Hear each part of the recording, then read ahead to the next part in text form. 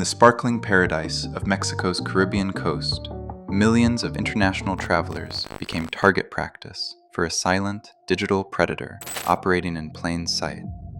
For nearly a decade, a highly sophisticated, insular network of cybercriminals controlled the cash flow of the Yucatan Peninsula, turning standard hotel ATMs into financial extraction terminals.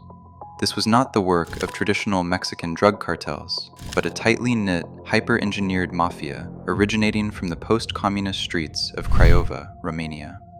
Dubbed the Riviera Maya Gang, they grew to control nearly 10% of the entire $2 billion global ATM skimming market, laundering hundreds of millions through luxury real estate on multiple continents, all while leveraging high-level political protection and executing those who stood in their way.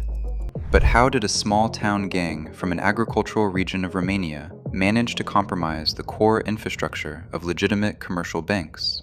What was the secret wireless protocol that kept their physical hardware modifications completely invisible to standard security audits?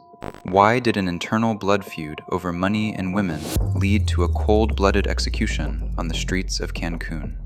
And as their leader languishes in Mexico's highest security prison, is the global siphoning network truly dead, or has it merely evolved into a phantom system beyond the reach of international law? Chapter 1. The Kryova Genesis. To understand the genesis of this modern financial empire, we must travel to Kryova, a city of 300,000 in southwest Romania. Following the collapse of the communist regime, the region became a hotbed of systemic, localized corruption. In the early 2000s, as Romania's technology sector experienced an unprecedented boom, a new class of street criminals recognized that physical extortion and robbery had geographic limits. The future of high-yield organized crime lay in the vulnerabilities of global banking technology. They began recruiting highly capable software developers and electronics technicians from the country's growing technology sector. At the center of this transition was Florian Tudor, a native of Kryova who would earn the moniker El Tiburon, the shark. Unlike the stereotypical, heavily tattooed mobsters of the era, Tudor was physically unassuming, with short, curly hair and a normal build, allowing him to mix effortlessly into crowds. He possessed a brilliant mind for corporate structures, digital systems, and human manipulation. Before establishing his empire in Mexico, Tudor's early associates tested their capabilities across Europe. Adrian Tugan, a key lieutenant known in the underworld as Mufa or Jack, was a seasoned criminal who had planted skimmers across Italy and the Vatican. Arrested by Romanian authorities and sentenced to 2.5 years in prison in 2012, Tugan was released on a suspended sentence on the condition that he remain in Kryova. Instead, he fled the country. Tudor and Tugan realized that European law enforcement was too reactive and detection windows were too short. They needed a massive, constant, and highly lucrative stream of foreign bank cards located in a region where local law enforcement could be bought and where victims would return home to different continents before realizing they had been robbed. By 2012, Tudor's advanced scouts had identified their ultimate target, the Yucatan Peninsula of Mexico. Chapter 2. The Riviera Maya Blueprint. Cancun was an ideal financial extraction environment, drawing over 7 million international tourists annually. These travelers stayed for days or weeks, spent heavily in cash on excursions, dining, and nightlife, and regularly used high-limit international credit and debit cards. But standard external skimming overlays, the plastic bezels taped over card slots, were easily detected, highly vulnerable to routine inspection, and yielded low volumes. Tudor's gang sought institutional control. They wanted to own the cash machines themselves, embedding their technology inside legitimate bank-branded networks. In December 2013, Adrian Tugan resurfaced in Cancun. To operate without triggering his international arrest warrant, Tugan assumed the identity of Paul Daniel Ionete, a real resident of Kryova. Armed with a forged temporary Romanian passport bearing his photo and Ionete's name, alongside a Mexican temporary residence card, Tugan established a legitimate commercial front, Top Life Servicios. On March 1, 2014, Top Life Servicios finalized a historic commercial agreement with Banco Multiva. Signed under the name of the hijacked identity of Paul Daniel Ionete, along with Emilian Chupitu, the contract allowed Top Life to purchase, install, and service a vast fleet of ATMs throughout the Yucatan Peninsula, branded with Multiva's logos and connected directly to their banking network. This corporate integration changed the game. It bypassed the primary barrier of consumer suspicion. Tourists were not using suspicious, unbranded, freestanding cash terminals. They were using bank-branded machines inside major hotel lobbies, airports, and upscale shopping malls. Banco Multiva later defended its actions, asserting that they had followed all national and international auditing protocols, including reviews by KPMG, and that neither Florian Tudor nor Adrian Tugan appeared on the official corporate registry. Yet, the contract provided the perfect Trojan horse. Chapter 3: The Free-to-Move Protocol. With their front company established, the gang went to work rigging the machines. Rather than modifying ATMs on the street, they pre-installed their custom-developed hardware inside Top Life's newly acquired terminals before they were even deployed. For competitor ATMs owned by other banks, they bypassed traditional security protocols through bribery. Technicians working for rival ATM servicing companies were offered sums exceeding 100 times their monthly salary to open up active cash machines and install the gang's custom electronics directly onto the internal motherboards. The technical architect of these devices was a Romanian technician named Christian Simeon. He fabricated wafer-thin green circuit boards measuring precisely 1 centimeter wide by 2 centimeters long, costing roughly $550 per component on specialized online underground forums. These miniature boards were wired directly onto the ATM's internal circuit boards that managed the card reader and PIN pad. In standard ATM security architecture, any physical tampering with the PIN pad triggers a terminal lock, requiring a cryptographic terminal master key to reauthorize the machine. But because the gang's technicians were opening the machines using legitimate access keys and wiring the devices behind the sensory security matrix, they completely bypassed these safeguards. Simeon also designed a thin, fake PIN pad overlay that slipped underneath the legitimate keyboard bezel, capturing keystrokes directly before they were encrypted by the bank's software. Once installed, the modified chip became a silent, wireless data harvester. As tourists inserted their cards, the magnetic track data and corresponding PIN codes were captured in real time and stored on the chip's built-in flash memory. To retrieve this stolen information, the gang's data collectors never had to physically touch or open the cash machine again, avoiding the risk of being caught on security cameras. They simply walked up to the ATM, stood within a few meters, and connected wirelessly using a cheap Android or Windows-based mobile device. The chips continuously beaconed out a low-energy Bluetooth signal, broadcasting under the default SSID Free-to-Move, the standard name of a legitimate wireless communications component company. Android devices could consistently detect and connect to this signal within 5 seconds. Standard Apple iOS devices struggled to read or maintain connections to these generic Bluetooth low-energy signals without specialized, expensive sniffing hardware like an Ubertooth One, making cheap Android devices the tool of choice for the gang's ground crews. To secure their harvest, the wireless connection required a passcode, and all data transmitted was heavily encrypted, requiring a private key to decrypt the card numbers and PINs. Chapter 4: The 2015 Krebs Exposé. For 3 years, the Top Life network operated in absolute secrecy. But in September 2015, American investigative journalist Brian Krebs arrived in Cancun. Alerted by a source to the anomalous Bluetooth signals, Krebs spent 4 days scanning ATMs across the Yucatan Peninsula. What he discovered was staggering. At least 19 different cash machines in some of the most secure and high-traffic locations were actively broadcasting the Free-to-Move SSID. Inside the lobby of the Marriott Casa Magna Hotel in Cancun, Krebs scanned a Peso ATM and found it hacked. At the Cancun International Airport, he found another compromised machine next to an escalator and even physically unplugged it from the wall to stop the data theft. Along 5th Avenue in Playa del Carmen, he documented 5 hacked machines. At the ancient Mayan ruins in Tulum, 3 separate ATMs were pulsing out the signal. The gang had intentionally targeted street locations and independent retail shops rather than secure bank lobbies, knowing that when tourists had their cards cloned on the street, they could not easily complain to hotel management. The publication of Krebs' 3-part investigative series on his blog, Krebs on Security, sent shockwaves through the syndicate. In intercepted Viber communications, Florian Tudor panicked, writing to his lieutenant, Constantin Sorinel Marcu, "They destroyed us. That's it. Fuck its mother. Close everything."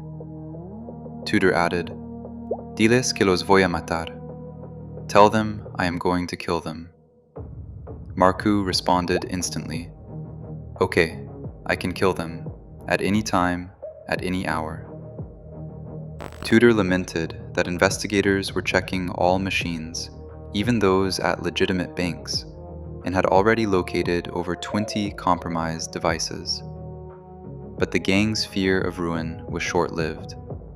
The deep political roots they had planted in Mexican territory allowed them to survive the storm and continue operating for another 3.5 years. Chapter 5: The Physics of the Cash-Out. Securing card data was only the first step in a complex criminal value chain. To monetize the data, the Riviera Maya Gang developed a delay and disperse protocol. Rather than withdrawing money immediately, which would alert the victim's bank and pinpoint the compromised ATM, they transmitted the encrypted data to operational cells worldwide. They waited exactly 90 days before using the cloned cards to make cash withdrawals. This delay made it incredibly difficult for bank fraud departments to trace the original compromise back to a specific vacation in Cancun. To pull the cash, they deployed mules to ATMs in countries with weaker security protocols, including India, Indonesia, and Taiwan. While international investigative bodies estimated that the gang was stealing $20 million a month, independent cybersecurity and operational analysts argue that this figure faces severe physical limitations. To cash out $20 million a month at an average withdrawal of $200 per transaction, the gang would have to coordinate 100,000 individual ATM transactions monthly. This would require a labor force of over 200 active runners, standing in front of ATMs for a combined 167 hours every single day, exposing them to massive risk of arrest. Furthermore, standard non-bank ATMs only hold around $20,000 before they run out of cash. To hit the $20 million target, the gang would have to completely drain 33 different ATMs every single day of the year. Additionally, the logistics of laundering millions of dollars via $3,000 Western Union transfers in cash carried on $40,000 commercial flights presented a severe bottleneck. Yet, even if the actual monthly yield was closer to a more realistic $1.3 million, the Riviera Maya Gang remained one of the most profitable, specialized financial fraud syndicates in history. Chapter 6: Internal Blood Feud. The massive inflow of illicit wealth eventually triggered a toxic wave of paranoia and greed within the syndicate. By 2017, a bitter internal blood feud erupted between Florian Tudor and his chief enforcer and personal bodyguard, Constantin Sorinel Marcu. Marcu, a 44-year-old muscle-bound criminal, had fled Romania in 2014 after stabbing a man in the neck at a swimming pool in Kryova, receiving an 8-year prison sentence in absentia.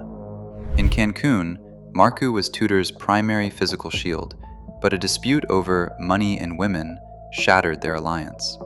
Marcu felt marginalized and began actively sabotaging Top Life's operations. He walked through Cancun, filling the pin pads and card readers of Top Life's Intacash ATMs with superglue, and pasting physical warning labels on the screens to warn tourists of the skimming devices.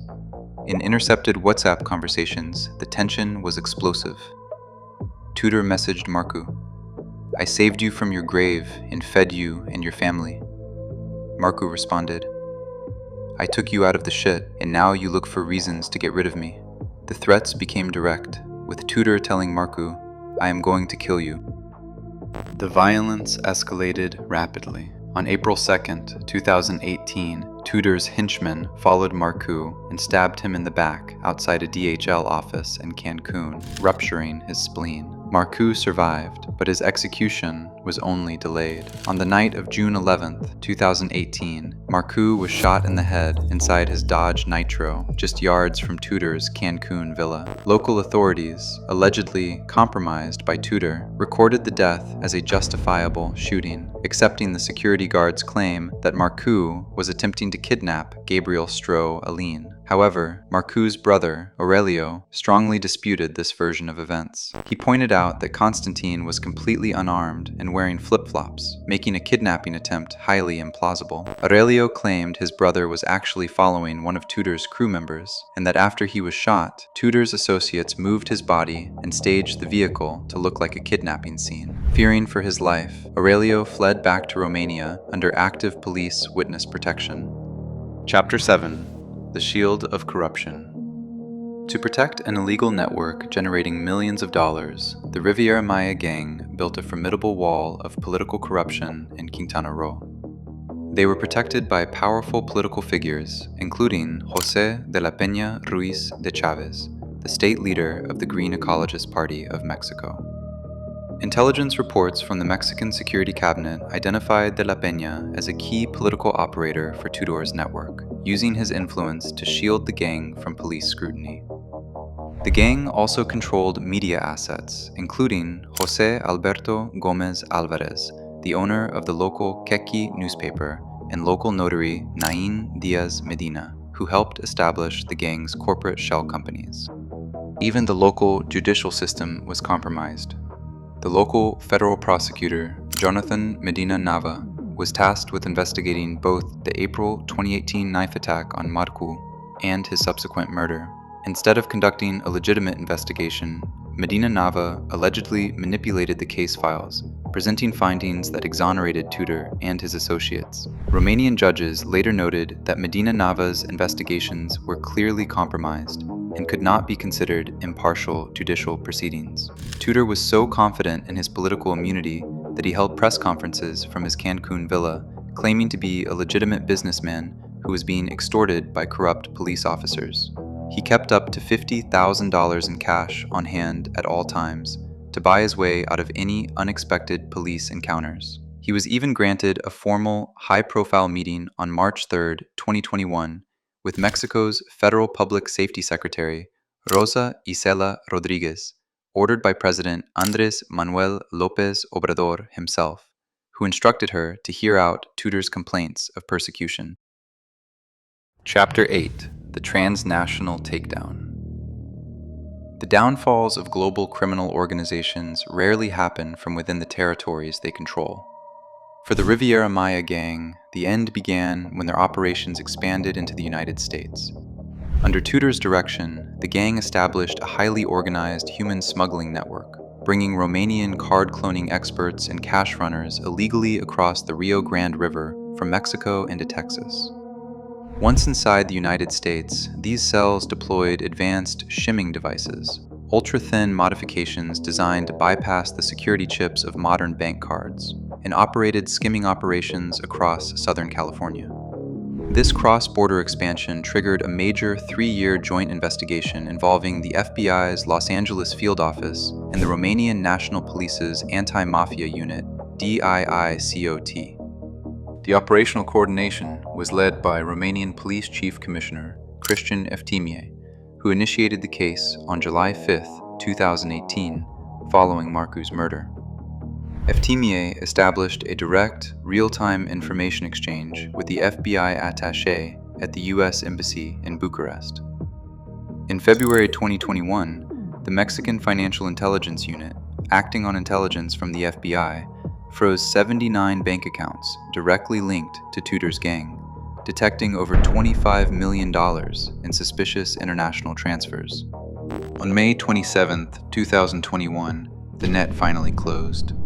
Mexican federal agents arrested Florian Tudor inside the premises of the Attorney General's office on an extradition request from Romania, where a Bucharest court had charged him with attempted murder, blackmail, and human trafficking.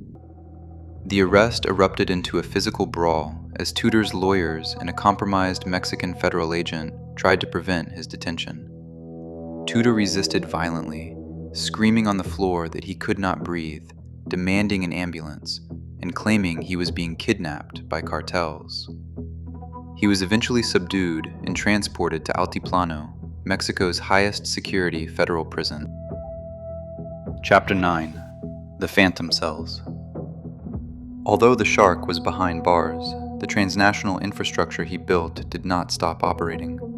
The syndicate's cells were highly decentralized, designed to survive the decapitation of their leadership.